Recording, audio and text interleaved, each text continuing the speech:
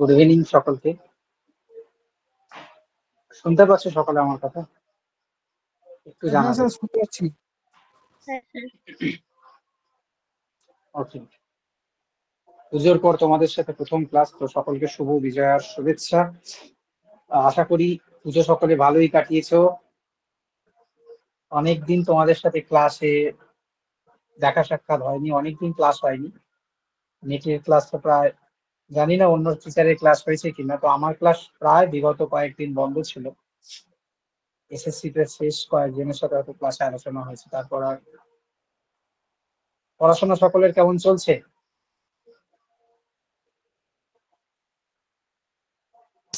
Sir মোটামুটি চলছে sir. মোটামুটি চলছে। তো পরীক্ষা তো দুর্গাপুজোর মোটামুটি পরে স্যার একটু দুর্গাপুজোর পরে স্যার একটু লুজ একটু আবেশ আছে বলতে গেলে। যাক, পরীক্ষার তো দুর্গাপুজোর পরে নোটিফিকেশন এসে গেছে সেরকম ভাবে আর সম্ভবত। করা হয়নি যদিও বা। রিভিশন না করলে সব আবার নতুন লাগবে, ঠিক আছে? মনে হবে যেন সব ভুলে গেছি। তো প্রতিনিয়ত রিভিশনটা একটু করতে হবে, রিভিশন না করলে আবার মনে হবে সব নতুন নতুন, খুলে মনে হবে সব ভুলে গেছি। ঠিক আছে, যাই হোক। এরপরে আবার কালী পুজো, ভাইফোঁটা, জগদ্ধাত্রী পুজো, বহু কিছু উৎসব আসছে। তো তার মাঝেও কিন্তু লেখাপড়াটাকে চালিয়ে যেতে হবে, কারণ নেট পরীক্ষা আবার তো চলে আসবে। রিভিশনটা থামালে চলবে না। ঠিক আছে, আজকে আমরা মূলত লিপি সাহিত্য নিয়ে আলোচনা করব। তো এখানে লিপি সাহিত্য নিয়ে দেখতে পাচ্ছি প্রথমেই স্টাডি ম্যাটে সূচিপত্র দেওয়া আছে, দেখতেই পাচ্ছ। সূচিপত্রতে আমাদের সিলেবাসে, নেটের যেই সিলেবাসে যেই লিপিগুলো রয়েছে মূলত সেগুলোই এখানে ইনক্লুড করা আছে, এগুলো নিয়ে কিছু বলার নেই। তো প্রথমে এখানে সরাসরি অশোকের যে মুখ্য শিলালেখগুলো রয়েছে সেইটা নিয়ে আলোচনা করা হয়েছে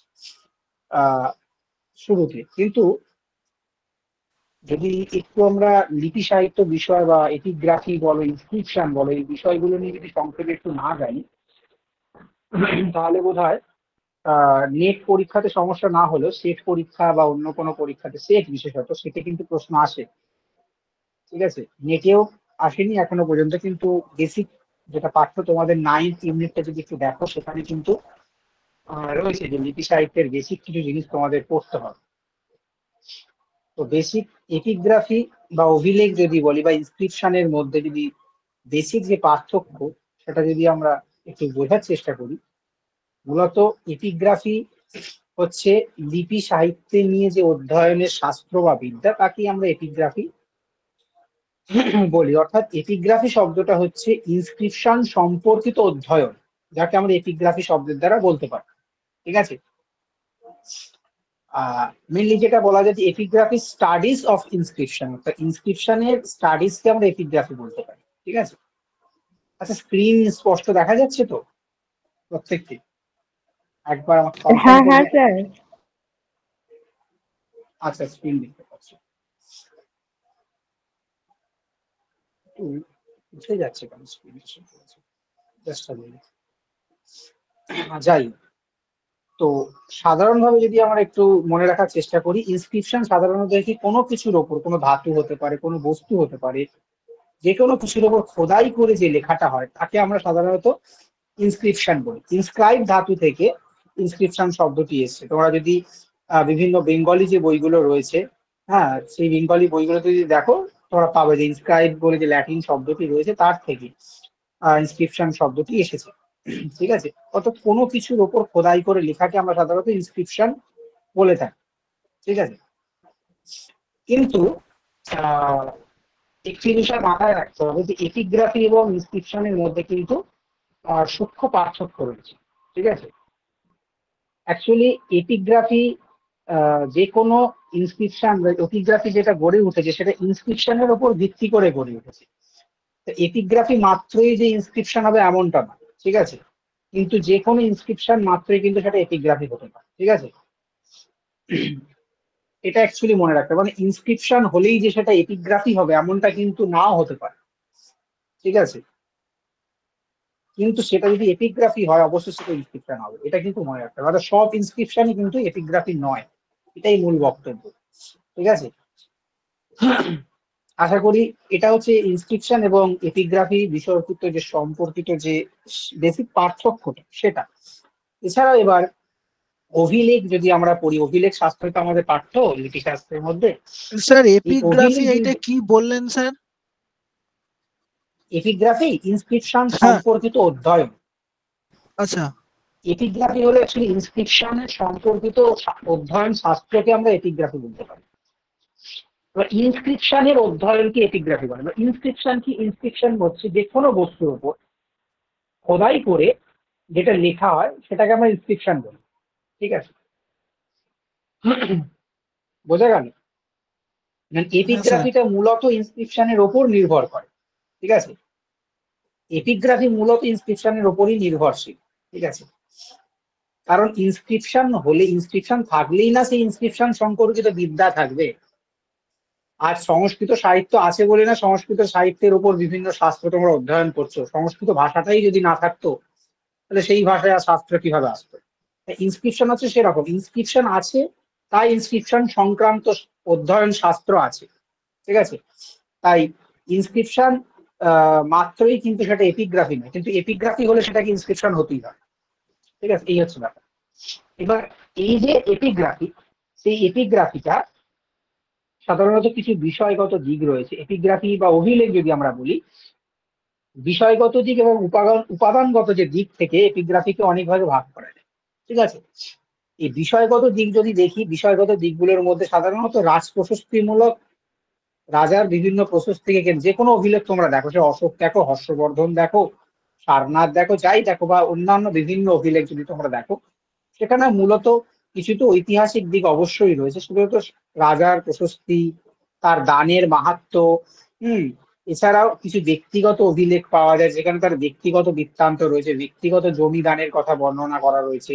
ঠিক আছে, কিছু ধর্মীয় অভিলেখ রয়েছে, কিছু বা আহ কোনো পরিচয়, ব্যক্তির পরিচয় প্রদান করা হয়েছে কোনো অভিলেখের মধ্যে দিয়ে। এভাবে বিষয়গত দিক থেকে অভিলেখগুলো বিভিন্ন প্রকারের হতে পারে।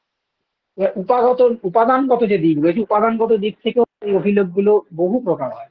ঠিক আছে, মূলত প্রস্তর নির্মিত, প্রস্তরের ওপর, ধাতুর ওপর, এছাড়াও অন্যান্য উপাদানের মধ্যে মৃত্তিকা রয়েছে, পোড়ামাটি বলো, কোনো মৃৎপাত্রের ওপর বলো, ঠিক আছে, ইস্টকের ওপর বলো, হ্যাঁ, ইত্যাদি। কিন্তু এছাড়া কাঁচ, কাপড় আদি, বিভিন্ন হাতির দাঁত বলতে পারো, বিভিন্ন প্রাণীর যে চামড়া বলতে পারো, শক্ত খোলস বলতে পারো, এই সমস্ত বিষয়ের ওপরেও কিন্তু আহ এই যে অভিলেখগুলো সেগুলো খোদাই করা হয়েছে। তাই বিষয়গত দিক থেকে এবং উপাদানগত দিক থেকে কিন্তু অভিলেখের বিভিন্ন প্রকার রয়েছে। ঠিক আছে, এবার এই লিপি, এই লিপিগুলো সাধারণত কি, অ্যাকচুয়ালি লেখন বিদ্যা বা লেখন শাস্ত্রের উদ্ভব মূলত এই লিপিগুলো থেকেই হয়েছে। ঠিক আছে, কিন্তু শুধুমাত্র যে লিপি লিখিত আকারেই হয় এমনটা নয়, বিভিন্ন জায়গায় কিন্তু কিছু মৌখিক লিপি বা লেখন কলার এই যে সংকেতগুলো লিখিত এবং মৌখিক দুই আকারেও পাওয়া যায়। বহু ক্ষেত্রে দেখা গেছে বিভিন্ন বিলুপ্ত প্রায় যেগুলোকে এখন পড়া যাচ্ছে না, কিন্তু তারা স্টাডি করে রেকর্ডিং এর মাধ্যমে বর্তমানে সেগুলোকে উপলব্ধ করে রেখেছে। ঠিক আছে, এছাড়াও সাধারণত আহ যদি আমরা লিপি দেখি, লিপি শাস্ত্রের মধ্যে যেটা আমাদের সিলেবাসে রয়েছে সেটা মূলত ব্রাহ্মী লিপির ইতিহাসই আমাদের সিলেবাসের মধ্যে পড়তে হবে। সিলেবাস যদি খুলে দেখো সেখানে দেখবে যে ব্রাহ্মী লিপির ইতিহাস বলে একটা অংশ তোমাদের পড়তে হয়। এছাড়া তো বহু লিপি বা ইত্যাদি রয়েছে, কিন্তু মেনলি ব্রাহ্মী লিপিটা তোমাদের পড়তে হবে। এবং এই ব্রাহ্মী লিপি সম্পর্কে তোমাদের স্টাডি ম্যাটে এক জায়গায় হয়তো আলোচনা করা রয়েছে, আমি একটু দেখে নিই পেছন দিকে। যাদের কাছে স্টাডি ম্যাট আছে তারা একটু বলবে কোন জায়গাটা আছে, ব্রাহ্মী লিপি সম্পর্কে যদি কোনো আলোচনা থাকে, আছে? স্যার ওটা তো প্রথম দিকেই ছিল। ব্রাহ্মী লিপি সম্পর্কিত আলোচনা না, সেটা অশোকের লিপি সম্পর্কে ছিল বাবু, অশোকের লিপি সম্পর্কে ছিল, নেই নেই। ব্রাহ্মী লিপির একটা ইতিহাস রয়েছে, এই ইতিহাস থেকে কিন্তু তোমাদের নেটে বহুবার প্রশ্ন এসেছে এবং আসবেও পরবর্তীতে। একটা চার্টের মধ্যে দিয়ে আমি একটু, খাতা পেন সকলের কাছে সামনে আছে, দু চারটে কথা বলবো, এগুলো লিখতে হবে। স্যার আমার একটা হ্যাঁ কোশ্চেন স্যার ছিল। আছে স্যার। হ্যাঁ স্যার আছে স্যার, বলছি যে লিপি সম্পর্কে স্যার এত তথ্য আছে স্টাডি মেটের, তো স্যার অতগুলো তো মনে রাখা সম্ভব না, তো কোনটা কোনটা ইম্পর্টেন্ট যদি একটু বলে দেন। মনে রাখার প্রয়োজনও নেই, আমি অবশ্যই যখন পড়াবো, ঠিক আছে, আমি অবশ্যই বলবো তোমাদেরকে কোনটা ইম্পর্টেন্ট, কোনটা তোমরা পড়বে। ঠিক আছে, তো সেইটুকুনি অংশই যদি তোমরা পড়ো, তাহলেই কিন্তু তোমাদের কাজ চলে যাবে আমি মনে করি। ঠিক আছে, আমি অবশ্যই পড়ানোর সময় তোমাদেরকে বলে দেবো যে কোন অংশটা পড়তে হবে বা কিটা কি পড়বে। মাথায় থাকলে চলো, যেটা প্রথমে না এখানে আমি দেখতে পাচ্ছি না সেভাবে, তুমি কিন্তু আমি তোমাদের বলে দিচ্ছি, একটু খাতা পেন সামনে রাখবে, একটু হোল্ড করো তো, একটু কষ্ট নেই। ঠিক আছে, অসুবিধা নেই, দেখে নি একটু, আমি একটু সময় দাও আমাকে। অভিলেখের প্রকার বলা হয়েছে এখানে, ঠিক আছে, দেবনাগরী লিপি, অশোকের শিলালেখ, এত ইনফরমেশন পড়ার প্রথমত প্রয়োজনই নেই। আমি যেটুকুনি বলবো সেগুলো পড়বে, তার মধ্যে থেকে পরীক্ষায় কমন পাবে।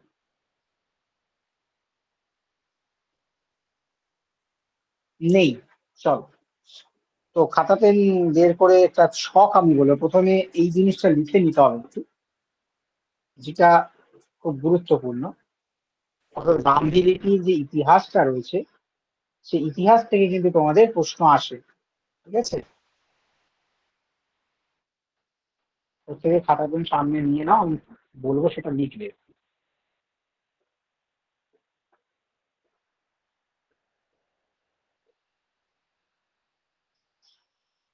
আশা করি নিয়ে নিয়েছে প্রত্যেকে। হ্যাঁ হ্যাঁ স্যার।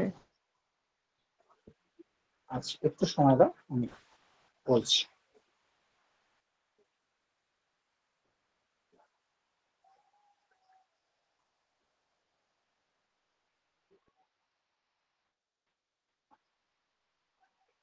লেখো, ব্রাহ্মী লিপির উৎপত্তি ভারতীয় সিদ্ধান্ত বলে একটা মত করো, মিডিলে লিখে সেটাকে আবার তিন ভাগে ভাগ করো। মানে ভারতীয় সিদ্ধান্ত থেকে দাগ টেনে তিনটে ভাগ করে, একটা দ্রাবিড় প্রজাতি, একটা চিত্রলিপি সিন্ধু লিপি, আর একটা হচ্ছে গঙ্গা নদীর তট। ঠিক আছে,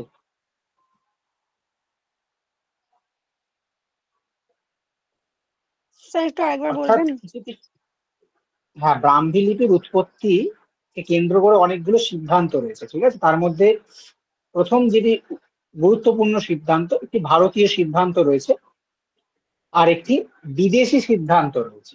ঠিক আছে, দুটো মূল সিদ্ধান্ত। কেউ কেউ মনে করে যে এই যে ব্রাহ্মী লিপি, এটা ভারতেই এর উদ্ভব, ভারতেই এটার উৎপত্তি হয়েছে। ঠিক আছে, এবং কিছু কিছু জন মনে করে না, বিদেশি লিপি থেকে ব্রাহ্মী লিপির উদ্ভব হয়েছে। এই দুটো শ্রেণীতে মূলত আহ এই ব্রাহ্মী লিপির উৎপত্তিটা বিভক্ত। তার মধ্যে ভারতীয় যে সিদ্ধান্তটা রয়েছে, সেই ভারতীয় সিদ্ধান্তকে কেন্দ্র করে তিনটে মত পাওয়া যায়। কেউ কেউ বলেন এটি দ্রাবিড় প্রজাতি থেকে এর সৃষ্টি হয়েছে, কেউ কেউ বলে সিন্ধু লিপি বা চিত্রলিপি থেকে এর উদ্ভব হয়েছে, কেউ বা বলে গঙ্গা নদীর তীরবর্তী তট অঞ্চলে কিছু অধিবাসীরা বসবাস করত, তাদের থেকেই এই ব্রাহ্মী লিপির উদ্ভব হয়েছে। এই যে তিনটে মত রয়েছে, এই তিনটে মত কারা কারা এই মতের সপক্ষে বলেছেন সেটা একটু কোট করতে হবে, সেটা একটু নোট করতে হবে, কারণ পরীক্ষা এখান থেকেই প্রশ্ন আসে। তো ওই জন্য ভারতীয় সিদ্ধান্তটাকে তোমরা তিনটে ডিভিশনে ভাগ করো, যেভাবে চার্ট বানানো হয় না, আহ ভারতীয় সিদ্ধান্ত লিখলে সেখান থেকে দাগ টেনে সেটাকে তিনটে ডিভিশন করো, খাতার বাঁ দিকে একটা, মিডিলে একটা, ডান দিকে একটা, এভাবে করলে করে বাঁ দিকে লেখো দ্রাবিড় প্রজাতি, মিডিলে লেখো চিত্রলিপি বা সিন্ধু লিপি, আর ডান দিকে লেখো গঙ্গা নদীর তট। বোঝা গেল বিষয়টা কি বলতে চাইছি আমি, না বোঝা যায়নি? হ্যাঁ স্যার বোঝা গেছে। এইবার দ্রাবিড় প্রজাতির সপক্ষে যিনি যুক্তি দিয়েছেন বা যারা যুক্তি দিয়েছেন, তাদের নামটা এক দুই করে দ্রাবিড়ের নিচে লিখে নাও। লাসেন এবং এডওয়ার্ড থমাস প্রথম ব্যক্তি যিনি বলেছেন যে ব্রাহ্মী লিপি দ্রাবিড় প্রজাতি থেকে উদ্ভব হয়েছে, তিনি হলেন লাসেন এবং এডওয়ার্ড থমাস। এই দুজন দ্রাবিড় প্রজাতির সপক্ষে যুক্তি দিয়েছেন যে ব্রাহ্মী লিপি ভারতে উদ্ভব হয়েছে এবং এর উদ্ভবের মূল যে স্রোত সেটা হলো দ্রাবিড় প্রজাতি। ঠিক আছে। এবার চিত্রলিপি বা সিন্ধু লিপি থেকে আহ যাঁরা বা যে সমস্ত স্কলাররা বলেছেন যে ব্রাহ্মী লিপির উদ্ভব হয়েছে চিত্রলিপি থেকে বা সিন্ধু লিপি থেকে, তাদের মধ্যে আমরা কানিংহামের নাম পাই। নামগুলো লিখে নাও, 1 2 3 করে নিচে নিচে। কানিংহাম, গৌরীশঙ্কর ওঝা, ডক্টর জগমোহন বর্মা এবং স্যার একটু হান্টার। আসতে বলছি স্যার, কানিংহামের হ্যাঁ হ্যাঁ, পরে কি বললেন? আমি রিপিট করবো, চিন্তা নেই। কানিংহামের পর বলেছি গৌরীশঙ্কর ওঝা, গৌরীশঙ্কর ওঝা। হুম। এবং বলেছি ডক্টর জগমোহন বর্মা এবং হান্টার। ঠিক আছে। স্যার জগমোহন এই বর্মার পর কয়েকজন, কি বললেন? হান্টার, হান্টার হয় আকার দন্তের 9টায় আকার র, হান্টার। এই কয়েকজন ব্যক্তি যারা স্বীকার করেছেন বা বলেছেন যে সিন্ধু লিপি বা চিত্রলিপি থেকে ব্রাহ্মী লিপির উদ্ভব হয়েছে। এটা ভারতীয় এনারা ভারতীয় সিদ্ধান্তকে প্রাধান্য দিয়েছেন। ঠিক আছে। আর গঙ্গা নদীর তট থেকে যিনি বলেছেন তিনি হলেন জন ডাউসন।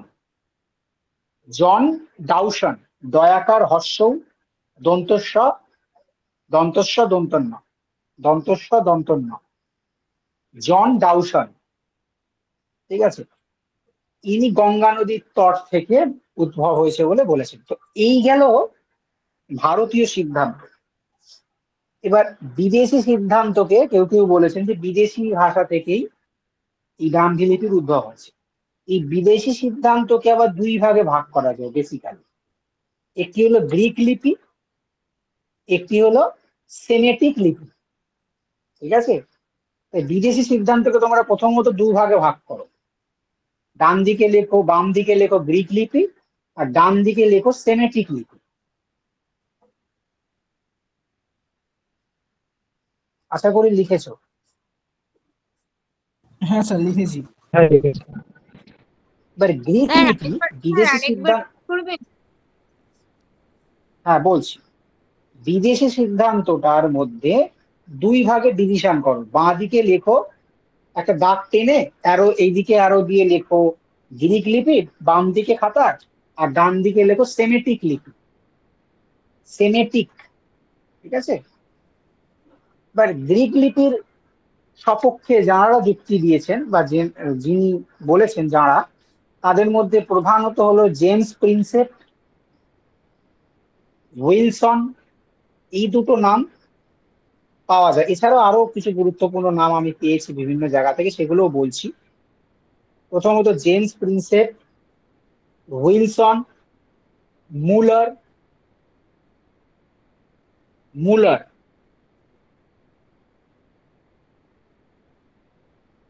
সেনাট, দন্তস্ব একার দন্তের 9 আকার টয়রে, সেনাট,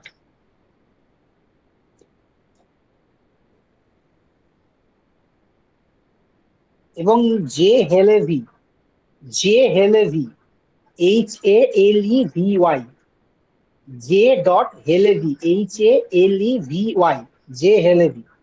এই 5 জন স্কলার মূলত গ্রিক লিপি থেকে ব্রাহ্মী লিপির উদ্ভব হয়েছে বলে বলেছেন। ঠিক আছে। এর বাইরে আমি সেরকম কোনো নাম পাইনি, বিভিন্ন জায়গায় স্টাডি করে এদেরই নাম আমি পেয়েছি। ঠিক আছে। আর সেমেট্রিক যে লিপি, সেমেট্রিক লিপি থেকে আবার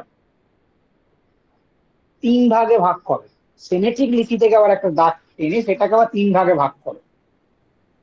একটা হচ্ছে মূল সেমেটিক, একটা উত্তর সেমেটিক, এবং একটি হলো দক্ষিণ সেমেটিক। মূল সেমেটিক, উত্তর সেমেটিক এবং দক্ষিণ সেমেটিক। তার মধ্যে মূল সেমেটিক থেকে ব্রাহ্মী লিপির উদ্ভব হয়েছে এই সিদ্ধান্ত যিনি দিয়েছেন তিনি হলেন উইলিয়াম জোন্স। 1806 খ্রিস্টাব্দে তিনি এই সিদ্ধান্তের কথা বলেছিলেন যে মূল সেমেটিক ভাষা থেকেই ব্রাহ্মী লিপির উদ্ভব হয়েছে। এটি কে বলেছিলেন? Sir William Jones. ঠিক আছে। স্যার সালটা কত? 1806।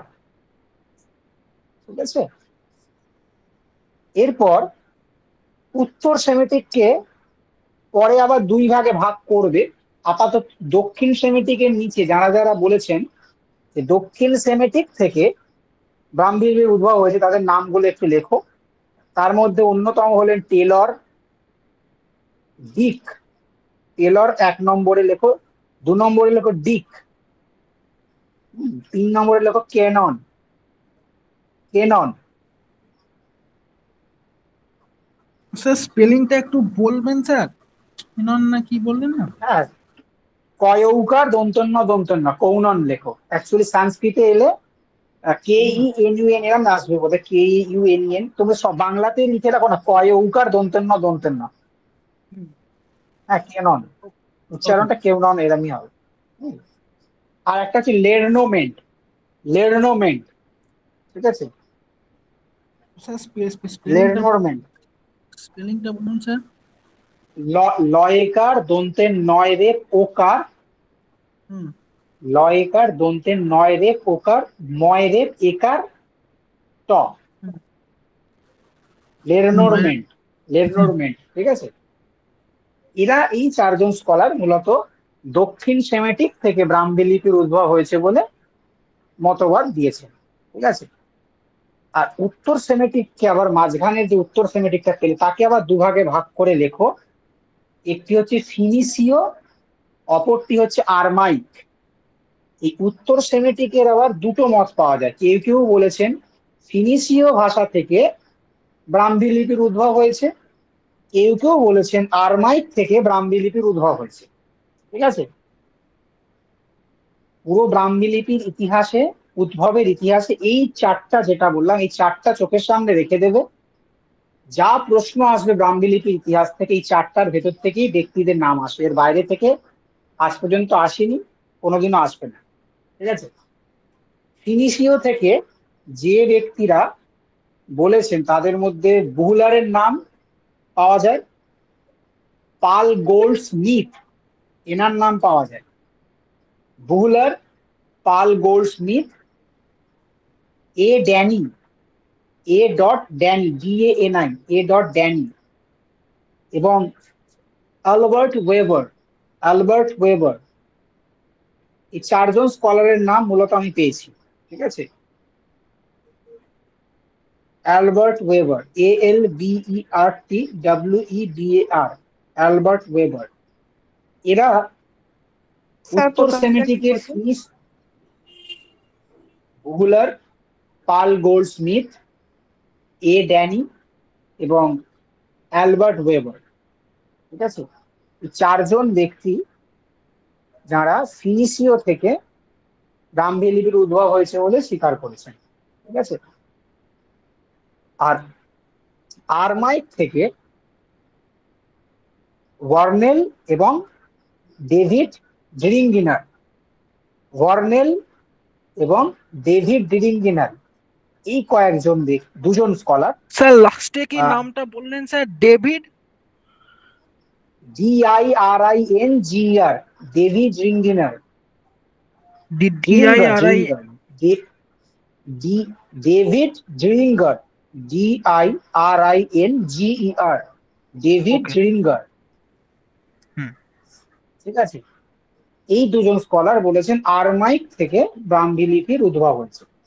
এই যে ছকটা তোমরা, এই ছকটাকে তোমরা চোখের সামনে রাখবে। ব্রাহ্মী লিপির উদ্ভব থেকে প্রশ্ন এরকম ভাবে আসতে পারে, এখান থেকে বলতে পারে যে নিচের অপশনগুলির মধ্যে কারা ফিনিশীয় থেকে ব্রাহ্মী লিপির উদ্ভব স্বীকার করেছে। ঠিক আছে। 4-5টা অপশন দিয়ে দিল, এর মধ্যে নামগুলো তোমাদের জানা আছে, তো চুজ করে নেবে। আসতে পারে এদের মধ্যে কারা ভারতীয় সিদ্ধান্তে থেকে আহ ব্রাহ্মী লিপির উদ্ভব স্বীকার করেছেন। তার মধ্যে 4-5 জন স্কলারের নাম দিয়ে দিল, তোমরা সেখান থেকে স্বীকার করে নেবে। ঠিক আছে, এইভাবে আসতে পারে। ক্লিয়ার? হ্যাঁ স্যার, একদম ক্লিয়ার। এবং এর মধ্যে বেশ কিছু প্রশ্ন তোমাদের এসে গেছে, যেমন মূল সেমেটিক থেকে ব্রাহ্মী লিপির উদ্ভবকে স্বীকার করেছেন, এটা এসে গেছে। ঠিক আছে, এছাড়াও বহু কিছু প্রশ্ন 73 কোটে একবার আহ, তোমার এটা এসেছিল, জগমোহন বর্মানি একটা প্রশ্ন সামথিং কোনো বছর পড়েছিল। এই বিষয়গুলো নিয়ে উম, তোমাদের প্রশ্ন আসতে পারে, এই ছকটা রেখে দেবে, এই ছকটা থেকে প্রশ্ন এলেও আসতে পারে। ঠিক আছে, তো এই তো গেল ব্রাহ্মী লিপির উদ্ভবের যে ইতিহাস। এর বাইরে তোমাদের ব্রাহ্মী লিপির পরে মেন যেটা করতে হবে, আহ, কয়েকটি বিষয় জানতে হবে। সেটা হলো যে ব্রাহ্মী লিপির আবার এই 3টি ভাগ রয়েছে। একটি আদি ব্রাহ্মী লিপি রয়েছে, একটি গুপ্ত ব্রাহ্মী লিপি রয়েছে, ও একটি কুষাণ ব্রাহ্মী লিপি রয়েছে। এই 3টে স্তরে ব্রাহ্মী লিপিকে ভাগ করা হয়েছে। ঠিক আছে, এবং এর পাঠোদ্ধারের ইতিহাস যদি আমরা একটু পর্যালোচনা করে দেখি, প্রথম 1837 খ্রিস্টাব্দে স্যার জেমস প্রিন্সের, যিনি ওই সাঁচি থেকে, যেখানে অভিলেখটা তোমার পাওয়া যায়, কি যেন নাম, আহ কি শব্দ তিনি প্রথম পাঠ করেছিলেন, বলো না, আরে আমার মাথায় আসছে না। দানাম, দানাম এই শব্দটা প্রথম তিনি উদ্ধার করেছিলেন, পাঠ করেছিলেন। ঠিক আছে, ওটা তোমার সারনাথ সাঁচিতে অবস্থিত, ওইসব স্থান থেকে করেছিলেন জেমস প্রিন্সেপ। 1837 খ্রিস্টাব্দে এটা করেছিলেন। ঠিক আছে, এবং এরপরে আহ 1837-এই ব্রাহ্মী লিপির যে আদি ভাগ, তার পাঠোদ্ধারও তিনিই করেছিলেন। এবং এই ব্রাহ্মী লিপি যদি আমরা স্বরবর্ণ দেখি, স্বরবর্ণের মধ্যে সাধারণত আহ 9টি, মানে অ, আ, ই, 2 ধরনের ই, 2 ধরনের উ, এ, ওই, ও, এই কয়েকটি স্বরবর্ণই পাওয়া যায়। ঔকারের উল্লেখ কিন্তু নেই তোমার ব্রাহ্মী লিপি। ঠিক আছে, এছাড়াও ব্যঞ্জন বর্ণের মধ্যেও আমরা সম্ভবত 33টির আমি কতগুলি ব্যঞ্জনের উল্লেখ পাই, এই মুহূর্তে আমার সংখ্যাটা বলিনি। এবং প্রথম তোমার জৈন গ্রন্থ, 2টি জৈন গ্রন্থের নাম লিখে রাখো তোমরা, আহ পাবে হয়তো, বিভিন্ন পরীক্ষাতেও আসে। একটা তো ভগবতী সূত্র নামে একটি গ্রন্থ পাওয়া যায়, যেখানে নম আহ ব্রাহ্মী লিপি এরকম উল্লেখ করা হয়েছে। অর্থাৎ ব্রাহ্মী লিপির নাম ভগবতীর সূত্রে পাই আমরা প্রথম। তোমরা যদি উৎকারও দেখো, উৎকারেও ওখানে পাবে নম ব্রাহ্মী লিপি বলে এরকম একটি কোট পাওয়া যায়, যেটা ভাগবতী সূত্রতে দেওয়া রয়েছে। এছাড়াও সমবায়ঙ্গ সূত্র বলে একটি জৈন গ্রন্থের নাম পাবে, যেখানে 18টি লিপির উল্লেখ পাওয়া যায়, যার মধ্যে ব্রাহ্মী লিপির উল্লেখ রয়েছে। ঠিক আছে, এছাড়াও আহ ললিতা বিস্তর নামক একটি গ্রন্থ রয়েছে, যেখানে 64টি লিপির উল্লেখ রয়েছে, তার মধ্যে কিন্তু সেখানে ব্রাহ্মী লিপিরই প্রথম উল্লেখ করা হয়েছে। ঠিক আছে,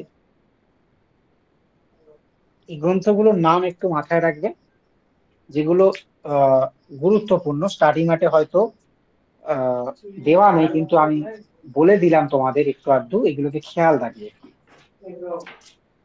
স্যার খেয়াল বলছি, থাকবে লাস্ট কি তো? গ্রন্থের নাম বললেন স্যার? লাস্ট কি গ্রন্থের নাম বললেন স্যার?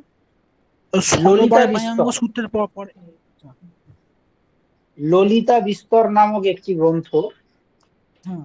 যেখানে 64টি লিপির উল্লেখ পাওয়া যায়। তার মধ্যে প্রথম যে লিপিটির উল্লেখ পাওয়া যায় সেটি হলো ব্রাহ্মী। ঠিক আছে, স্যার নামটা স্যার আরেকবার বলবেন? ললিতা বিস্তর, ললিতা বিস্তর। স্যার এইটা কি জৈন গ্রন্থ কি স্যার এটা? না, এটা জৈন গ্রন্থ নয় সম্ভবত, এটা আচ্ছা। তো এটা ললিতা বৌদ্ধ বিস্তর ধর্মাবলম্বী। বৌদ্ধ এটা গ্রন্থ। বৌদ্ধ ঠিক আছে, ধর্মাবলম্বী। হ্যাঁ এটা বৌদ্ধ গ্রন্থ। জৈন গ্রন্থের মধ্যে আমরা ওই তোমার পবন নাব সূত্র বলে, পবননাভ সূত্র। পবন নাব না হ্যাঁ, এই সূত্র বলে একটি গ্রন্থ পাই। এবং আরেকটি তোমার সমবায়াঙ্গ সূত্র বলে একটি গ্রন্থ পাই, ঠিক আছে। এছাড়াও আরেকটি ভগবতী সূত্র বলে একটি রয়েছে, এটা জৈন গ্রন্থ নয়, কিন্তু ভগবতী সূত্র জৈন গ্রন্থের মধ্যেও কেউ কেউ বলেন। এই যে ভগবতী সূত্রে কিন্তু নব ব্রাহ্মী লিপিয়েই কোটেশনটির উল্লেখ পাওয়া যায়, তো এইভাবে ভগবতী সূত্র ব্রাহ্মী লিপির উল্লেখ রয়েছে। তো চারটে গ্রন্থের নাম মনে রাখবে, ঠিক আছে। পবন নবায়ন সূত্র, এই সূত্রটা, ঠিক আছে। আর সমবায়াঙ্গ সূত্র, ভগবতী সূত্র, যেগুলো জৈন গ্রন্থের মধ্যে ইনক্লুড করতে পারো। আর ললিতা বিস্তারটা জৈন না, এটা বৌদ্ধদের মধ্যে পড়ে। এরকম পরীক্ষায় প্রশ্ন আসে যে 18টি লিপির উল্লেখ কোথায় রয়েছে, 64টা লিপির উল্লেখ কোথায় রয়েছে, এরকম বেসিক কোয়েশ্চনে কিন্তু করতে পারে। এই গুলিয়ে যায় কিন্তু ললিতা বিস্তার আর তোমার সমবায়াঙ্গ সূত্রের মধ্যে সংখ্যাটা অনেক সময় গুলিয়ে যায়। তো এগুলো রিভিশন করবে, মাথায় থেকে যাবে, অসুবিধা নেই। স্যার 18টা লিপির উল্লেখ কোন কোন গ্রন্থে আছে বললেন স্যার? 18টা লিপির উল্লেখ? সমবায়াঙ্গ সূত্রের মধ্যে রয়েছে। আচ্ছা স্যার, ঠিক আছে। ঠিক আছে। এরপর আমরা ব্রাহ্মী লিপির মধ্যে যদি আমরা দেখি ভাগগুলো যেগুলো বললাম, তার মধ্যে উত্তর ভারতীয় যে ব্রাহ্মী লিপি রয়েছে, দক্ষিণ ভারতীয় ব্রাহ্মী লিপি রয়েছে, এবং কিছু বহির ভারতীয় ব্রাহ্মী লিপি রয়েছে, ঠিক আছে। উত্তর ভারতীয় যে ব্রাহ্মী লিপি, যেগুলো থেকে মূলত বাংলা, উড়িয়া, অসমিয়া, এই যে ভাষাগুলো, উড়িষ্যার দিকে, আসামের দিকে, আমাদের বাংলার দিকে যেই সমস্ত লিপির গুলো প্রচলন আমরা দেখি, সেগুলো সব উত্তর ভারতীয় ব্রাহ্মী লিপি থেকে ক্রমানুসারে এগুলোর উদ্ভব হয়েছে। হ্যাঁ, এছাড়া দক্ষিণ ভারতীয় কিছু মানে গৌড়ীয় লিপি টিপি এগুলো উড়িষ্যাতের দিকে পাওয়া যায়, ঠিক আছে, ভুবনেশ্বরের দিকে। এছাড়া দক্ষিণ ভারতের দিকে যারা তোমার তিরুপতি ইত্যাদি সাইডে রয়েছে, সেখানে দেখে দেখো তামিল, তেলেগু ইত্যাদি ভাষার প্রচলন রয়েছে। এগুলো সমস্ত দক্ষিণ ভারতীয় যে লিপিগুলো রয়েছে, সেই দক্ষিণ ভারতীয় ব্রাহ্মী লিপি থেকে ক্রমাগত তামিল, তেলেগু এই সমস্ত লিপিগুলো পরবর্তীতে এসছে। এছাড়া বহির ভারতীয় লিপি, সিংহলি লিপি, বর্মী লিপি, তিব্বতী লিপি, এগুলো সব বহির ভারতীয় ভাষা। তিব্বত সাধারণত চীন ইত্যাদির দিকে পাওয়া যায়। এছাড়া বর্মী বর্মার দিকে পাওয়া যায়, সিংহলি ভাষা, এই যে ভাষাগুলো, সেগুলো সব বহির ভারতীয় ব্রাহ্মী লিপির ব্রাহ্মী লিপি থেকে এগুলো সমস্ত বিকশিত হয়েছে, বা ব্রাহ্মী লিপির বিবর্তিত রূপ বলা যেতে পারে এগুলো, ঠিক আছে। তো মূলত এই যে বেসিক ব্রাহ্মী লিপির ইতিহাসে এই মোটামুটি তথ্যগুলো একটু জেনে রাখলে ব্রাহ্মী লিপির ইতিহাস বা ব্রাহ্মী লিপির বিবর্তনে এই জায়গাগুলো থেকে সেট বলো, নেট বলো, এর বাইরে প্রশ্ন হবে না, ঠিক আছে। এই হলো মূলত ব্রাহ্মী লিপির ইতিহাস। এরপরে মেনলি আমরা যে বেসিক যে আমাদের সিলেবাসের যে অংশগুলো রয়েছে, অশোকের যে মুখ্য যে শিলালেখ 14টি এবং গৌণ শিলালেখ হচ্ছে 7টি, এগুলো নিয়ে আমরা একটু সংক্ষেপে পড়াশোনা করব। কিছুক্ষণ আগে একজন বলছিল যে প্রচুর তথ্য রয়েছে, অত তথ্য কি পড়তে হবে? অত তথ্য পড়ার দরকার নেই। আমি বেসিক কিছু তথ্য বলে যাব, যে তথ্যগুলোকে একটু মাথায় রাখবে। নেট এবং সেটের জন্য তথ্যগুলো যথেষ্ট, এর বাইরে লাগবে না, ঠিক আছে। সাধারণত একটি জিনিস, যে প্রত্যেকটা শিলালেখ তার ভাষা কি, তার লিপি কি, কোন স্থানে সেটি পাওয়া গেছে, এবং তার সময়কাল, এটা কিন্তু মাস্ট। প্রত্যেকটা লিপির জন্য কিন্তু এই কটা জিনিস জানতেই হবে, ঠিক আছে, বেসিক, ঠিক আছে। কোথায় পাওয়া গেছে, তার সময়কাল কি, তার লিপি কি, এবং তার ভাষা কি, ঠিক আছে। তো আমরা যদি দেখি অশোকের 14টা শিলালেখের মধ্যে গুরুত্বপূর্ণ মুখ্য শিলালেখগুলো যদি দেখি, পরীক্ষায় আসার জন্য গুরুত্বপূর্ণ যদি দেখি, 4টি খুব গুরুত্বপূর্ণ ভাষার দিক থেকে। যে কোনো পরীক্ষায় তোমার একটু যদি প্রশ্নপত্র ঘেটে ঘেটে দেখো, 5, 7, 9, 13 খুব গুরুত্বপূর্ণ। কেন বলছি 5, 7, 9, 13? 5-এর গুরুত্ব কি? 5 হচ্ছে আমাদের, যে খুব না ভুল করি, শাহবাজগীর এই স্থানে পাওয়া যায়, ঠিক আছে, যেটা বর্তমানে পাকিস্তানে অবস্থিত। এই শাহবাজগড়ি যে অভিলেখটা রয়েছে, এটা খরষ্ঠী লিপিতে লেখা হয়েছে। অশোকের সাধারণত ব্রাহ্মী লিপিতে সবগুলো পাওয়া যায়, কিন্তু আমি যেগুলো বললাম 5, 7, 9 এই 3টে খরষ্ঠী লিপিতেই লেখা হয়েছে। তার মধ্যে 5টা হচ্ছে শাহবাজগড়ি, আর 7, 8, 9টা সম্ভবত মানসেরাটাও খরষ্ঠী লিপিতে লেখা হয়েছে।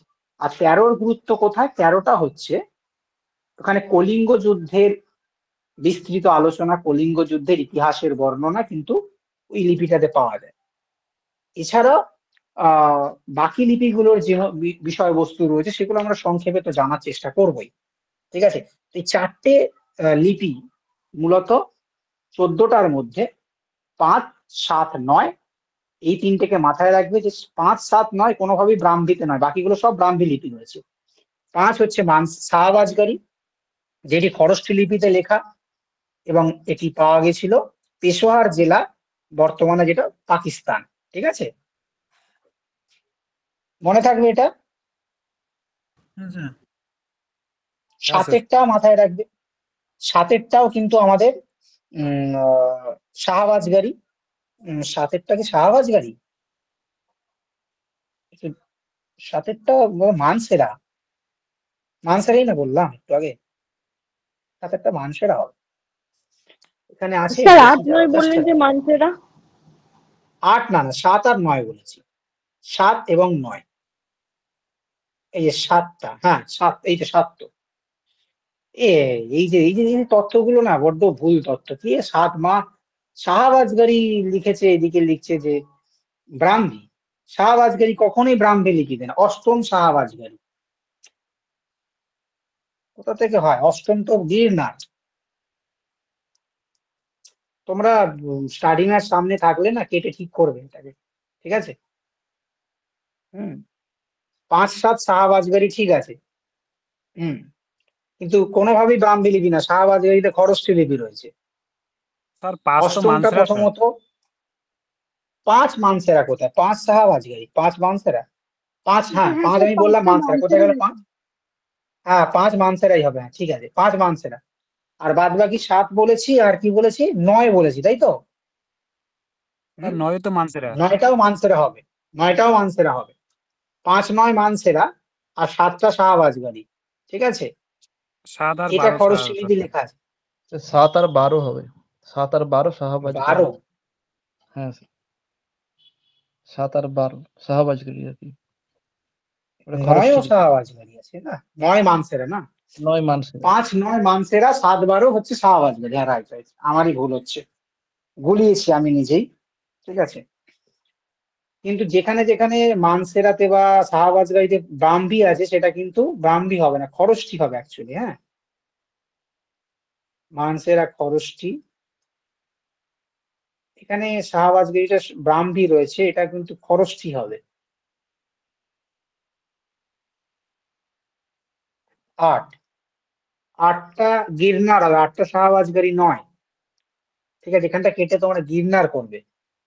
8 রক এডিক্ট গিরনার, আমি প্রথম থেকে সবকটা একবার বলে দিই, দেখে দেখে ভালো করে মিলিয়ে নেবে, যদি কোথাও কোনো ভুল থাকে তথ্যে একটু কারেকশন করে নেবে, ঠিক আছে। প্রথমত এটা তো ঠিকই আছে, এর সময়কাল 70 থেকে 32, কোথাও কোথাও একটু পাঠান্তর পাওয়া যায়, কিন্তু ঠিকই আছে।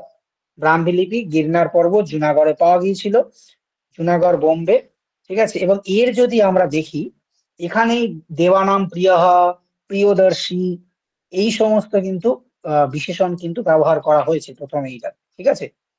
এবং এখানে কিন্তু একটা বিষয়, যে পশু বলির যে নিন্দা বলাই হচ্ছে, ন কশ্চিৎ জীব আলভ্য প্রহোতব্য, বলাই হয়েছে ন কশ্চিৎ জীব আলভ্য প্রহোতব্য, অর্থাৎ কোন রকম জীবের হত্যা, প্রাণী হত্যা কিন্তু নিষেধ করা হয়েছে।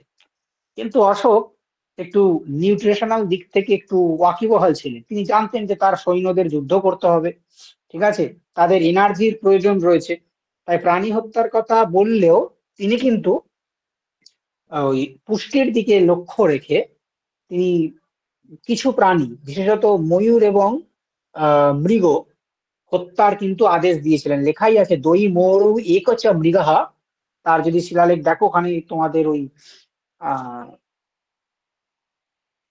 কালো রঙের একটি বই পাওয়া যায়, ওই বইটাতে দেখবে বিভিন্ন রকম, বইটার নাম আমি ভুলে যাচ্ছি, দেখি কার, অর্চনা মুখোপাধ্যায় এরকম কিছু নাম হবে সামথিং।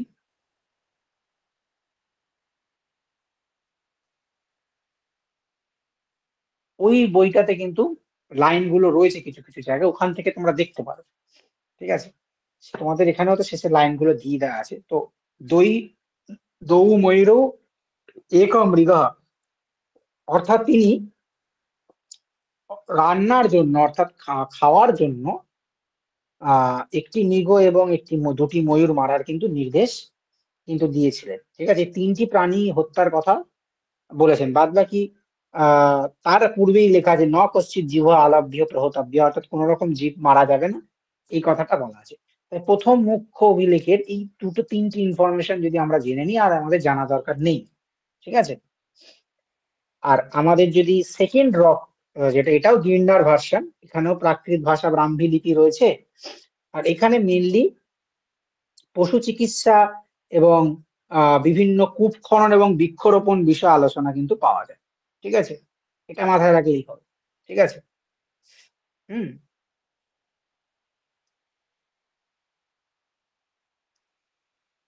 এছাড়াও আমরা যদি থার্ড রক দেখি, এটাও গির্নার ভার্সন। ঠিক আছে, এখানে আত্মীয় পরিজন, পিতা মাতা ইত্যাদি সেবা করা, যে খুব বা বিভিন্ন ব্যক্তিদের, যে ব্রাহ্মণদের যে দান করা, এটা যে খুব গুরুত্বপূর্ণ, করা যে খুব উচিত, সে কথাটাই বলা আছে। ঠিক আছে, এবার এখান থেকে মেনলি আর তেমন কিছু দরকার নেই, এগুলো এত লাইন টাইন। এই যে শুশ্রূষার কথাটা বললাম না, সাধু মাতরি পিতরিচা শুশ্রূষা, ব্রাহ্মণ শ্রবণেভ্য সাধু দানাম, দানের কথা ইত্যাদির কথা বলা আছে। ঠিক আছে, তো এগুলো থেকে পরীক্ষায় প্রশ্ন পেলাম জিজ্ঞাসা করবে না, কোন রকম এত হেডেক নেওয়ারই প্রয়োজন নেই। ঠিক আছে, ফোর্থ যে এডিশন, এটা একটা বিষয় গুরুত্বপূর্ণ, সেটা হচ্ছে গিরনার ভার্সন। ঠিক আছে, এবং এই জুনাগড় এটা গুজরাট বা সৌরাষ্ট্রে, তোমাদের কিছুদিন আগে যদি দেখো প্রশ্ন এসেছিল সম্ভবত যে কোথায় অবস্থিত, সেখানে অশোকের এখন গিরনারটা সৌরাষ্ট্র অপশানে ছিল। কয়েক বছর আগেই যদি তোমরা দেখো, সেখানে কিন্তু পরীক্ষায় এসেছিল। তো গুজরাটের তৎকালীন নাম ছিল সৌরাষ্ট্র। ঠিক আছে, এবং এই যে ফোর্থ এডিশন, এই ফোর্থ এডিশনেও কিন্তু দেবানাম প্রিয়স্য প্রিয়দর্শিনা রাজা ইত্যাদি উল্লেখ কিন্তু পাওয়া গেছে। এখানেও পিতা মাতা ইত্যাদি শুশ্রূষার কথা, ঠিক আছে, বলা হয়েছে। ঠিক আছে, ধর্মানুষ্ঠানের কথাও বলা হয়েছে, ভেদি ঘোষ এবং ধর্ম ঘোষের কথাও বলা হয়েছে ইত্যাদি। এইটুকুনি দেখলে হয়ে গেল, খুব একটা পরীক্ষা আসার জন্য কিন্তু গুরুত্বপূর্ণ কিছু নয়, জাস্ট দেখে রাখ। ঠিক আছে, এই পঞ্চম যে অভিলেখ, এটি মানসেরা, যেটা তোমার হাজরা জেলা, যেটা পাঞ্জাবে, বর্তমানে সেটা ওয়েস্ট পাকিস্তান বা পশ্চিম পাকিস্তানে অবস্থিত। ঠিক আছে, হাজরা ডিস্ট্রিক্ট। ঠিক আছে, তৎকালীন পাঞ্জাব ছিল, কিন্তু এখন এটা পাকিস্তানে অবস্থিত। ঠিক আছে, এটাকে একটু মাথায় রাখবে। এখানে একটি লাইন পাওয়া যায় যে ধর্ম বিদ্যয়ে হিত সুখায় চ ধর্ম যুধস্য যবনস্য কম্বজ গান্ধারানম, এই লাইনটা কিন্তু একটু দেখে রাখবে। ও এখানে দেয়া নেই লাইনটা, কিন্তু যদি তোমরা এখানে পড়ো, ওখানে কিন্তু ধর্ম বৃদ্ধায় হিত সুখায় চ ধর্ম, এইরকম একটি লাইন পাবে, ওটাকে একটু বই থেকে হ্যাঁ হ্যাঁ হ্যাঁ স্যার, বলুন, লিখে নিচ্ছি স্যার। ওটাকে একটু হাইলাইট করে রেখে দেবে, কারণ ওটা পরীক্ষায় অনেক সময় দিয়ে দেয়। ঠিক আছে, যেটা কোথায় রয়েছে না রয়েছে। ঠিক আছে, লাইনটা গুরুত্বপূর্ণ, স্যার ধর্ম বলছি বৃদ্ধায় লাইনটা হিত। আপনি বলুন না স্যার,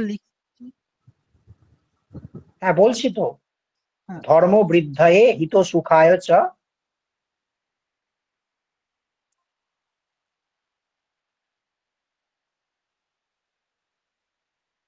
হ্যাঁ স্যার। এইটুকুনি লিখে রাখো, তাহলেই চলবে, আর কিছু লিখতে হবে না। ওকে ঠিক আছে, ওকে ওকে। এরপরে ষষ্ঠ যে রক এডিক্টস রয়েছে, যেটা গিরনার ভার্সন, এটাও গিরনার অভিলেখ। এটাও মূলত ব্রাহ্মী লিপি রয়েছে। এখানে মূলত যেটা আত্ম নিয়ন্ত্রণের কিন্তু শিক্ষা, আত্মনিয়ন্ত্রণের কথা কিন্তু এই শিলালেখে কিন্তু আমরা পাই। ষষ্ঠ রক এডিক্ট যেটা, সেটা কিন্তু আত্মনিয়ন্ত্রণের কথা বলা আছে। এছাড়াও সেভেন যে রক এডিক্ট, সেই সেভেন রক এডিকে, এটা শাহবাজগাড়ি ভার্সন, শাহবাজগাড়িতে পাওয়া যায়। এটা পেশোয়ার জেলা, ঠিক আছে, তৎকালীন পেশোয়ার জেলার পশ্চিম পাকিস্তানে অবস্থিত। খরশ্রী লিপি প্রাকৃত ভাষা, সবকটাই পালি প্রাকৃত ছিল। এখানে তোমার একটি লাইন পাওয়া যায় যে যস্য নাস্তি সংযমঃ ভাব শুদ্ধি কৃতজ্ঞতা দৃঢ় ভক্তিতা নিচম বারম।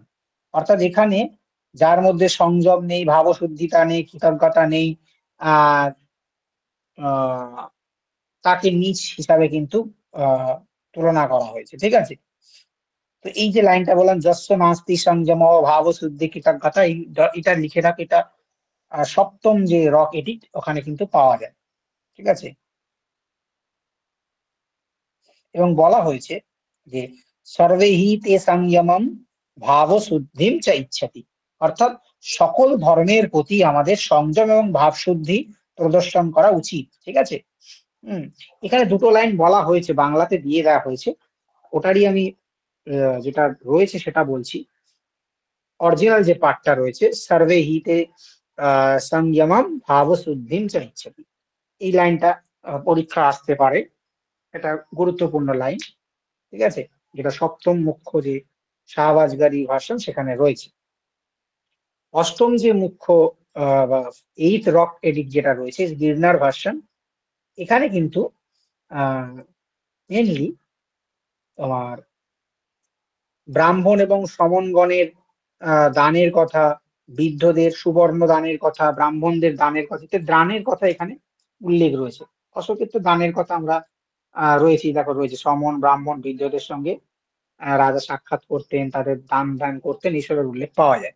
ঠিক আছে, আর নাইন্থ রক এডিট যেটা রয়েছে, ঠিক আছে, সেখানে পানসেরা, এটা পালি প্রাকৃত রয়েছে, খরশ্রী ভাষা রয়েছে, খরশ্রী লিপি রয়েছে, এবং এখানে তেমন কোনো গুরুত্বপূর্ণ ভাষা স্থান এগুলো জেনে রাখলেই চলবে। আর তেমন ধর্মমঙ্গলের স্বরূপ এখানে রয়েছে, এবং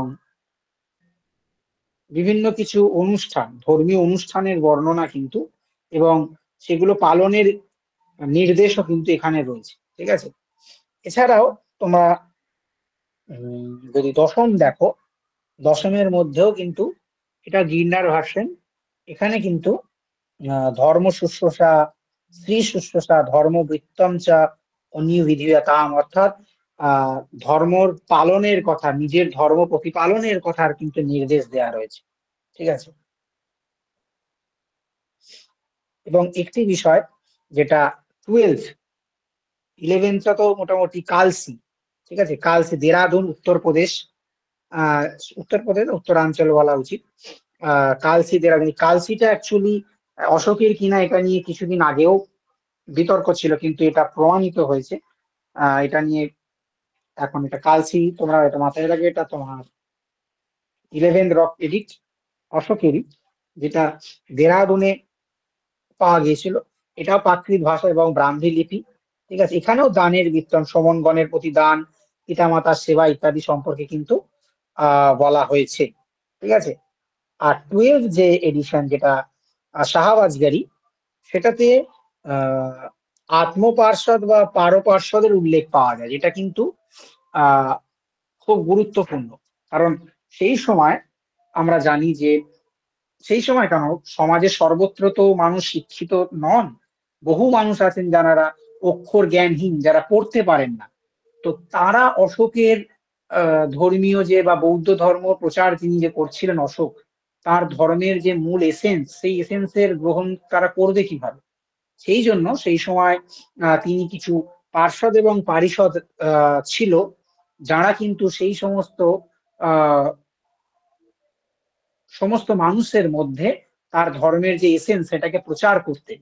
ঠিক আছে, তাদের কাজটাই ছিল হচ্ছে বিভিন্ন মানুষদের মধ্যে বৌদ্ধ ধর্মের যে মূল ভাব সেটাকে প্রচার করা। ঠিক আছে, সে পার্শ্বদের কাজ ছিল। ঠিক আছে, ওই জন্য সর্বপার্শ্বদান প্রবোজিতান গৃহস্থান চ পূজয়তি দানেন বিবিধ্যা চ পূজয়া, এরকম একটি লাইন পাওয়া যায়। অর্থাৎ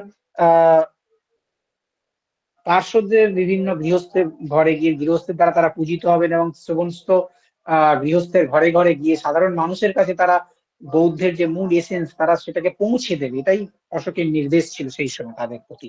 ঠিক আছে, এটা 11th রকেট আমরা পাই শাহবাজগাড়িতে। ঠিক আছে, এরপরে 13 যেটা বলে বললাম, যেখানে অশোকের কলিঙ্গ যুদ্ধের একটা বিস্তার বর্ণনা রয়েছে, এবং এই যুদ্ধের পর যে রাজা অনুশোচনা হয়েছিল, তিনি যে ধর্মের পথ অনুসরণ করেছিলেন যুদ্ধের পথ পরিত্যাগ করে। ঠিক আছে, সেটারও কিন্তু এখানে উল্লেখ রয়েছে। ঠিক আছে, রাজার অনুশোচনার কথা।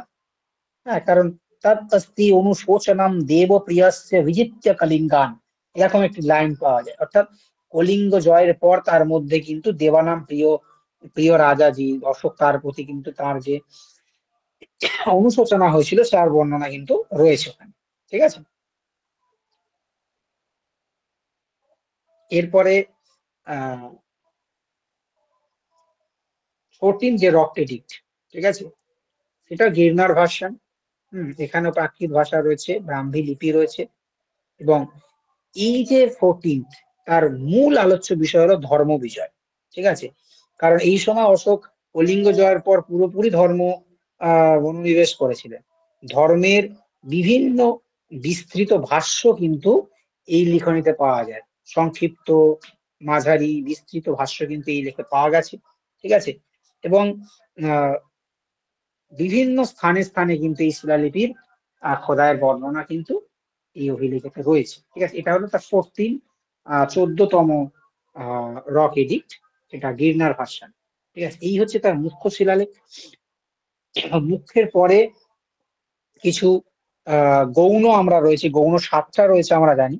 ঠিক আছে, তার মধ্যে তোমার ধৌলি যে শিলাভিলেখ, যেটা প্রথম শিলাভিলেখ ধৌলি ফার্স্ট, যেটা এখানে ফার্স্ট পিলার এডিক্ট দিল্লির টোটাল অবস্থিত, এটা ঠিক আছে দেখছি, পরে আসছি এগুলোতে। আমি প্রথমে যেটা আমরা যদি দেখি যে অশোকের মধ্যে ধৌলি অভিলেখ রয়েছে, অশোকের দুটি পৃথক শিলালেখ গুলো আগে একটু শুনে নি, ফার্স্ট সেকেন্ড থার্ড এগুলো আমরা পরে যাব।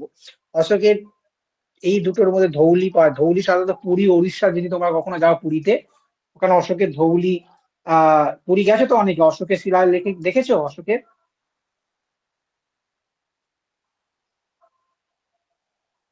হুম, উড়িষ্যাতে দুটো রয়েছে, একটা ধৌলি রয়েছে, একটা জৌগড় রয়েছে। এই দুটোই কিন্তু উড়িষ্যাতে রয়েছে।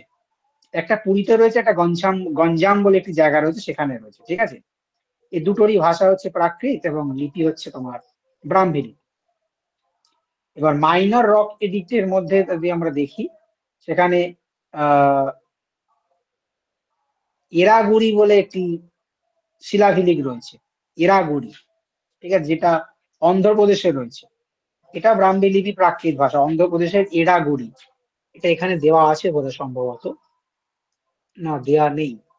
ঠিক আছে, 7th অব্দি দেওয়া আছে। যে দুটো নাম বললাম একটু লিখে রাখবে, একটা ধৌলি যেটা পুরী উড়িষ্যাতে অবস্থিত, এটা সিলেবাসে নেই হয়তো, কিন্তু বহু সময় পরীক্ষায় দিয়ে দেয়। ঠিক আছে, এবং আরেকটি বললাম যেটা জৌগড়, জৌগড়টাও কিন্তু একটা পৃথক শিলাভিলেখ অশোকের, যেটা উড়িষ্যার গঞ্জাম নামক একটি গ্রামে অবস্থিত। ঠিক আছে, আরেকটি বললাম যেটা তোমার এরাগুড়ি, এটা অন্ধ্রপ্রদেশে রয়েছে। হুম, তিনটেরই হচ্ছে প্রাকৃত ভাষা এবং ব্রাহ্মী লিপি। লিখে নিয়েছো তিনটে প্রত্যেকে? হ্যাঁ স্যার হ্যালো, লিখেছি আমার স্যার। কথা শোনা যাচ্ছে? হ্যাঁ স্যার লিখেছি স্যার। আচ্ছা, শেষটা একটু বলবেন স্যার? এরপর আমরা এরাগুড়ি, হ্যাঁ আমি বলছি আর একবার। একটা ধৌলি বলেছি শিলাভিলেখ, যেটা উড়িষ্যা পুরীতে অবস্থিত। একটি জৌগড় শিলাভিলেখ বলেছি, যেটি ওড়িশার গঞ্জাম নামক একটি গ্রামে অবস্থিত। আরেকটি বলেছি যে এরাগুড়ি, এরাগুড়ি শিলাভিলেখ, যেটা সেটা অন্ধ্রপ্রদেশে অবস্থিত। আর প্রত্যেকটারই ভাষা হচ্ছে পালি প্রাকৃত এবং লিপি ব্রাহ্মী। ঠিক আছে,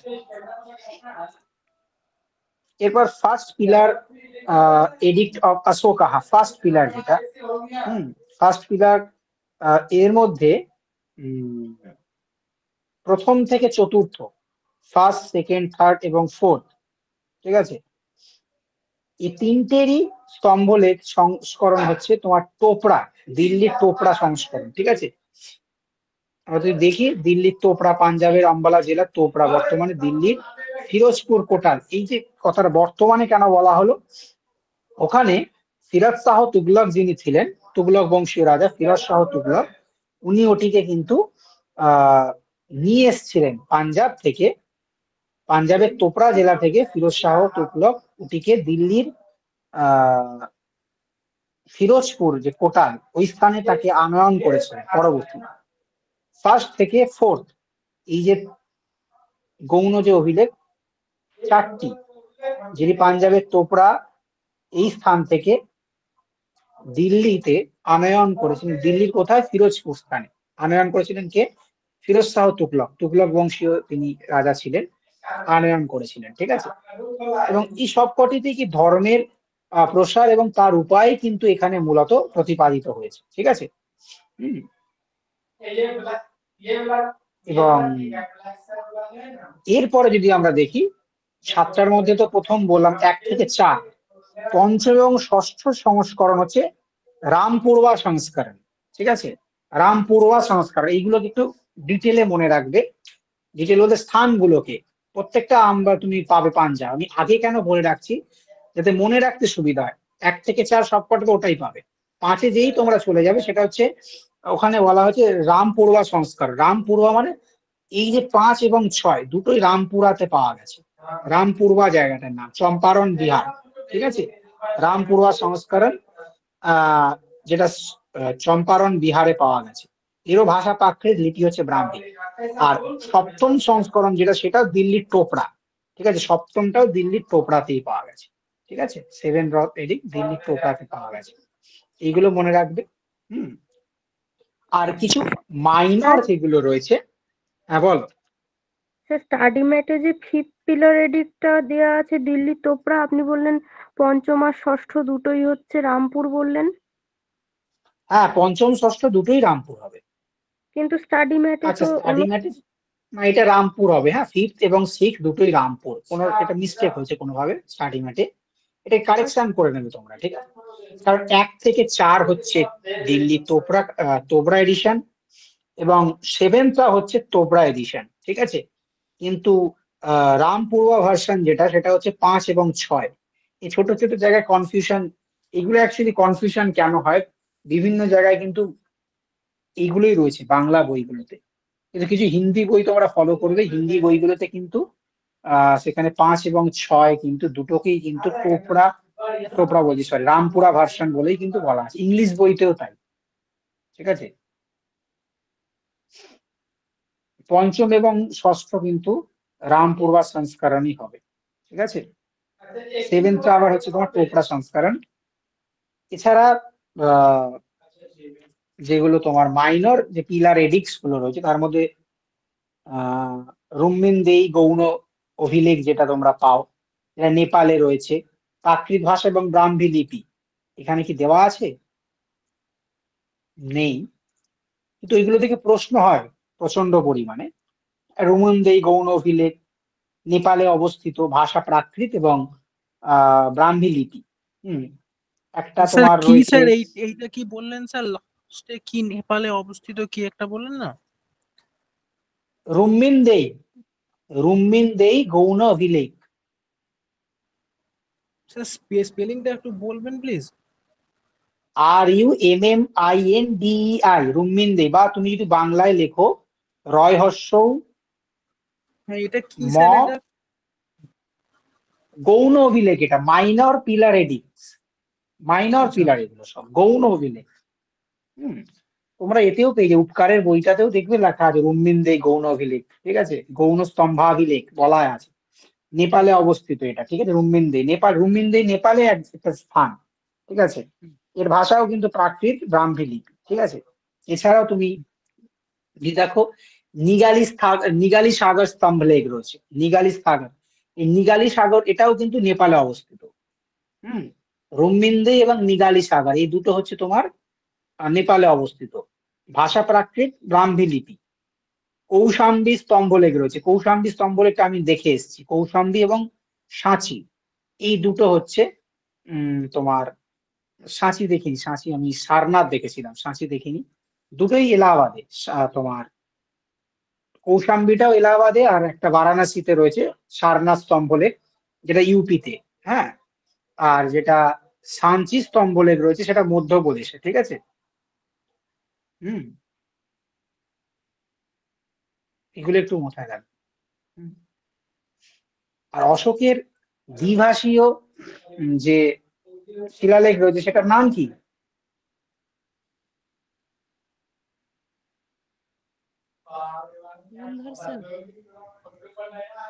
কান্ধার। কি কি কি কি ভাষা রয়েছে ওখানে?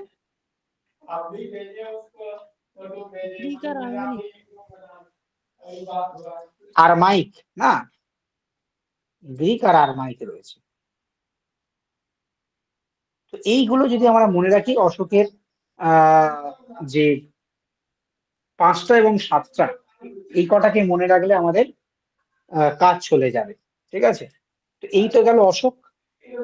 আজকে আমাদের অশোক টুকুনি আমরা পড়বো, বাদ বাকি যেগুলো রয়েছে সেগুলো আমরা পরবর্তী দুটি ক্লাসে সমাপ্ত করব, চিন্তা নেই।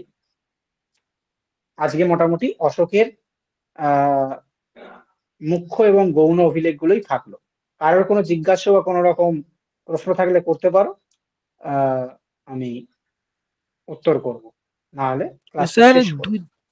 স্যার দ্বিভাষীয় শিলালেখের কি নাম বললেন স্যার? দ্বিভাষীয় যে শিলালেখটা বললেন ওটা কি? কান্দার কান্দার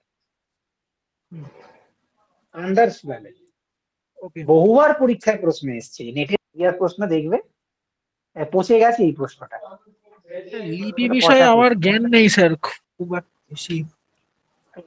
জ্ঞান খুব একটা নেটের জন্য নেটের তুমি দেখো, নেটে তোমার লিপি থেকে কি প্রশ্ন হয়, এই ধরনেরই বেসিক প্রশ্ন করে, কিছু ফালতু প্রশ্ন করতে পারে, যেগুলো সমস্ত, আমি প্রত্যেকটা বলবো, প্রত্যেকটা লিপির প্রথম যে লাইনটা রয়েছে, আমি দিয়ে দেবো পরের দিনের ক্লাসে। প্রত্যেকটা লিপির তোমাদের এখানেও দেওয়া রয়েছে, দেখবে প্রথম লাইনটা, প্রথম শুরু যেটা হচ্ছে, শুরুটা অন্তত পক্ষে দেখে রাখবে। ঠিক আছে, সব না যদি দেখে, কারণ নম জয়তি বলে যে লাইনটা একবার পরীক্ষা এসেছিল, সম্ভবত এটা এর অভিলেখ থেকে দিয়েছিল। গিরনার তো নয়, দেখে বলছি আমি, এটা রুদ্রদামনার গিরনার থেকে দিয়েছিল সম্ভবত, রুদ্রদামনার থেকে। স্যার ওই শিলালেখের নামটা একবার বলুন না, বুঝতে পারিনি। কোনটা? কান্দার? হ্যাঁ হ্যাঁ হ্যাঁ। আচ্ছা, কান্ধার অভিলেখ, কান্ধার স্তম্ভাভিলেখ, অশোকে। স্যার গৌণ শিলালেখগুলো একবার বলবেন নামগুলো? বলে দিচ্ছি, এক্ষুনি বলে দিচ্ছি। কান্ধারটা নিয়ে মোটামুটি দ্বিভাষীয়তে গ্রিক এবং আরমাইক দুটো তোমরা পাও, দুটো ভাষাতে পাওয়া যায়। ঠিক আছে, লিখে রাখবে। হ্যাঁ, তুমি বলো কি বলছিলে, কার নাম বলবো? গৌণ শিলালেখ। আচ্ছা, গৌণ শিলালেখ গুলো স্টাডি ম্যাটে যেগুলো রয়েছে সেগুলো বাদ দিয়ে, স্টাডি ম্যাটে কিছু বাদ দিয়ে যেগুলো প্রথম থেকে বললাম সেগুলোর কথা বলছো? না স্যার, স্টাডি ম্যাট বাদ দিয়ে যেগুলো বললেন। রুমিন দেই এগুলো? হ্যাঁ স্যার, এগুলো রুমিন দেই লিখেছে তো। হ্যাঁ। একটা নিগালি সাগর স্তম্ভ লেক রয়েছে, নিগালি সাগর স্তম্ভ লেক, যে নিগালি সাগর স্তম্ভ লেকটাও, এটাও নেপালে অবস্থিত। ঠিক আছে। আর একটা কৌশাম্বী স্তম্ভ লেক রয়েছে, যেটা এলাহাবাদে অবস্থিত। এই কৌশাম্বী স্তম্ভ লেককে এলাহাবাদ লেকও বলা হয়, যেটা এলাহাবাদে অবস্থিত। আর একটা সাঞ্চি স্তম্ভ লেক রয়েছে, যেটা মধ্যপ্রদেশে অবস্থিত। আর একটা সারনাথ স্তম্ভ লেক রয়েছে, যেটা বারাণসী উত্তরপ্রদেশে অবস্থিত। ঠিক আছে। আচ্ছা স্যার।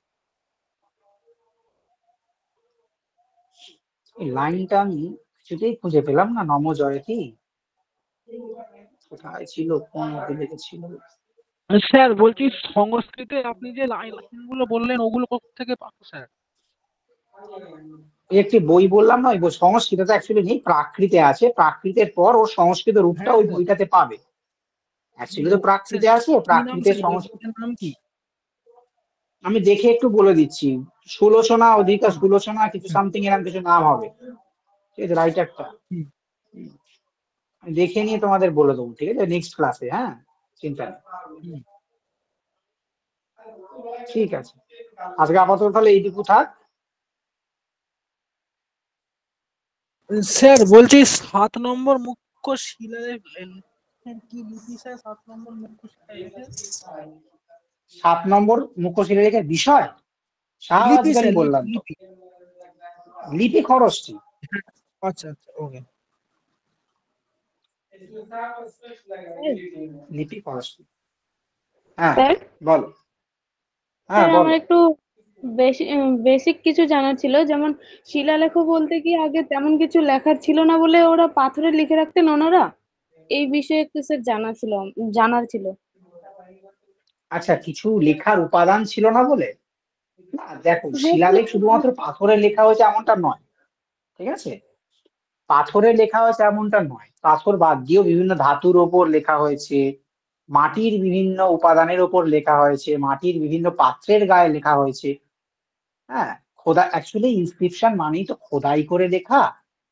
তুমি খাতা পেনে লেখাটা আলাদা, দলিল বলো যেগুলো সেগুলো আলাদা, ঠিক আছে, কিন্তু ইনস্ক্রিপশন বিষয়টা হচ্ছে কিন্তু খোদাই করে লেখা, কিছু জিনিসের উপর খোদাই করে লেখা, ঠিক আছে। তো পাথরের গায়ে ওই খোদাই করে লেখা হতো, বা ধাতুর গায়ে খোদাই করে লেখা হতো, মন্দিরের বিভিন্ন পিলারের গায়ে খোদাই করে লেখা হতো। এই জন্য এগুলোকে ইনস্ক্রিপশন বলা হচ্ছে, এগুলো খোদাই করে লেখা হতো। মানে তুমি দেখবে এখনো বিভিন্ন মন্দিরের গায়ে গেলে দেখবে খোদাই করে অনেক কিছু লেখা থাকে, লেখা থাকে না, কে কত কার মায়ের উদ্দেশ্যে কত টাকা দান করেছে, কার মায়ের উদ্দেশ্যে কি করে। দক্ষিণেশ্বর আদ্যাপীঠ বিভিন্ন মন্দিরে চলে যাও তুমি, গায়ে বিভিন্ন খোদাই পাথরের, মার্বেল পাথরের ওপর লেখা থাকে। ওইগুলো কিভাবে লেখা হচ্ছে? ওইগুলো খোদাই করেই লেখা হয়, ঠিক আছে, তার উপর কালি দিয়ে। তা আগে সেই কালিটা থাকতো না হয়তো, কিন্তু খোদাই করেই লেখা হতো। লেখার তার মানে উপাদান ছিল না এমনটা নয়। এবার স্যার উদ্দেশ্য ছিল হুম, জনসাধারণকে কিছু বার্তা দেওয়ার, এই কারণে কি লেখা হতো একদম ওইভাবে? অবশ্যই, মানে অ্যাকচুয়ালি এই যে বললাম যে এর বিষয়গত যদি দিকগুলো দেখো, সেখানে মেন উদ্দেশ্য বেশিরভাগ এতেই দেখবে যারা এই ইনস্ক্রিপশন গুলো লিখতো তারা প্রচন্ড পরিমাণে চাটুকার ছিল, ঠিক আছে। অধিকাংশ ক্ষেত্রে এগুলো অতিরঞ্জিত এবং ইতিহাসকে বিকৃতও করেছে, মানে অতিরঞ্জিতই বটে। মানে সাধারণত রাজার যারা পার্ষদ বা পারিষদ যারা সভা কবিরা থাকতেন, তারা রাজার সম্পর্কে লিখতেন, এবং তারা কি মনে হয় কোনোভাবে গিয়ে তারা রাজার সম্পর্কে, রাজার নুন খাবে, এদিকে রাজার গুণগান করবে না, এদিকে রাজার খারাপ বলবে, এটা তো হতেই পারে না। প্রশস্তিমূলক বিষয়গুলোতে অধিকাংশ ক্ষেত্রে রাজার গুণগান করা হতো, রাজার সম্পর্কে অতিরঞ্জিত করে বাড়িয়ে ভালো ভালো কথা বলা হতো। তো এগুলো পাওয়াই যায়, ঠিক আছে। আর এছাড়াও কিছু দানমূলক পাওয়া যায়, যেমন হর্ষবর্ধনের বাঁশখেড়ায় যদি দেখো, সেখানে জমি বা ভূমি দানের কথা বলা আছে। এছাড়াও তোমরা যদি রুদ্রদামা দেখো, সেখানে তোমার সুদর্শন তরাগের নির্মাণের কথা বলা আছে, ঠিক আছে। এছাড়াও ব্যক্তিগত দান বিভিন্ন, অশোক যেমন বিভিন্ন বৃক্ষরোপণ করেছিলেন, হ্যাঁ, মানুষের বিশ্রামের জন্য বিশ্রামাগার তৈরি করেছিলেন, এই সমস্ত বৃত্তান্ত গুলো পাওয়া যায়, ঠিক আছে, বোঝা গেল। স্যার তাহলে সব এছাড়া স্যার তাহলে সব ইন্সপেকশনই তাহলে কি এপিগ্রাফি? দেখো, ইনস্ক্রিপশন আর এপিগ্রাফির মধ্যে আমি বললাম যে এপিগ্রাফি মাত্রই ইনস্ক্রিপশন নয়, কিন্তু ইনস্ক্রিপশন মাত্র এপিগ্রাফি। না বলছি, হ্যাঁ, ইনস্ক্রিপশন সবগুলোই তার মানে এপিগ্রাফি।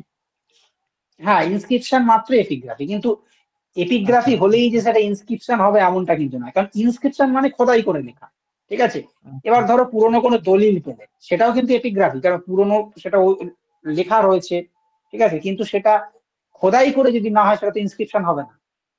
আচ্ছা আচ্ছা স্যার, ঠিক আছে ঠিক আছে। ইনস্ক্রিপশন মানেই কোনো কিছুর ওপর খোদাই করে লেখা, ঠিক আছে, আচ্ছা, বোঝা গেল। হ্যাঁ স্যার, স্যার ঠিক হ্যাঁ আছে। স্যার। ঠিক আছে, এপিগ্রাফি মানে তো মানে ইনস্ক্রিপশন সম্বন্ধে পড়াশোনা করা বা পঠন পাঠন করা, চর্চা করা, ওটাই তো এপিগ্রাফি। হ্যাঁ, ইনস্ক্রিপশন সংক্রান্ত বিদ্যা বা ইনস্ক্রিপশন সংক্রান্ত শাস্ত্রকে আমরা এপিগ্রাফি বলি, ঠিক আছে, বোঝা গেল। ঠিক আছে, তাহলে আজকের ক্লাসটা শেষ করি। Thank you sir. Okay, thank you very much.